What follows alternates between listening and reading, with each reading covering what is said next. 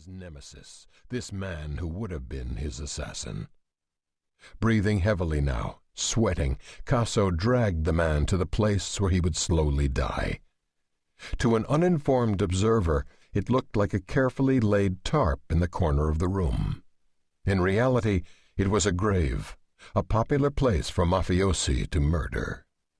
Casso took out a knife and proceeded to cut off all his victim's clothes. He was careful not to slice any arteries. He wanted this death to be long and drawn out. He was intent upon that. Anthony Casso, like few others in La Cosa Nostra, LCN, had mastered the art of murder.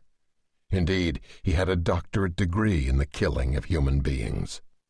Casso, a boss in the Lucchese crime family, turned and walked the full length of the room.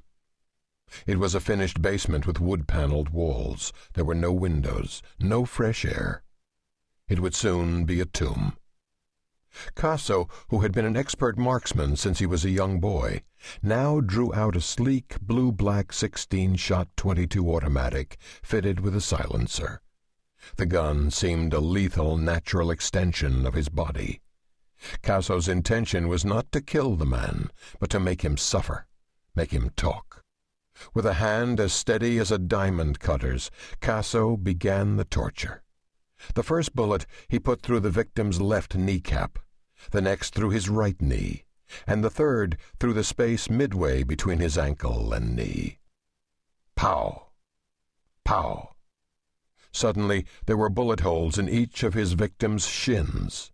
He then took aim at the space where Christ had been crucified, the area just above the metatarsals, and fired. The man furiously twisted and turned, to no avail. The amazingly well-placed .22 slugs continued to drill holes in him. The left and right elbows, the wrists, and the shoulders were pierced. Satisfied that he had hit most of the major bones of the man's body, Casso moved on to his large muscles. He shot holes in the biceps, the calves, the thick thigh muscles. He then scrupulously took sight of the folded mushroom that was his penis. He pulled the trigger. The man's shriveled-up sex organs seemed to explode. It was suddenly no more.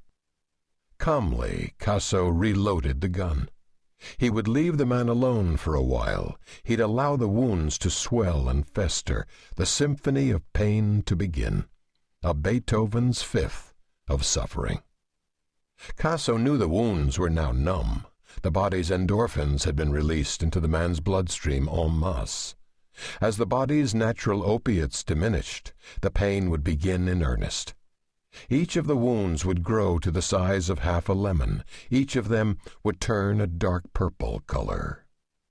Silently, with the quiet stealth of a large cat, Casso turned and walked away, feeling whole and complete for the first time since he'd been shot. When several hours later Casso returned, he began the questioning. "Who," he demanded in little more than a growl, "hired you?" Introduction. The Eye of the Storm. Anthony Casso's story began in Lower Park Slope, South Brooklyn. During the turn of the 20th century, this area was a tough, violent Italian-American enclave, filled with coarse Italian immigrant dock workers and laborers. Bordered by Atlantic Avenue to the north and the sprawling hills of Greenwood Cemetery to the south, Prospect Park to the east, and the docks of Red Hook to the west, South Brooklyn produced numerous Mafia luminaries. Al Capone came from this place. Both Carmine and Alphonse Persico also came from this neighborhood, as did Albert Kid Blast Gallo and Crazy Joe Gallo. Albert Anastasia, Harry Fontana, and Joe Profaci all hailed from this 4-square-mile area. Elia Kazan's immortal On the Waterfront was an in-depth study of the New York harbor docks, the stranglehold the Mafia had on the waterfront. The film garnered Oscars for Best Director and Best Film, as well as an Oscar for Brando's brilliant performance. Who can ever forget his classic line?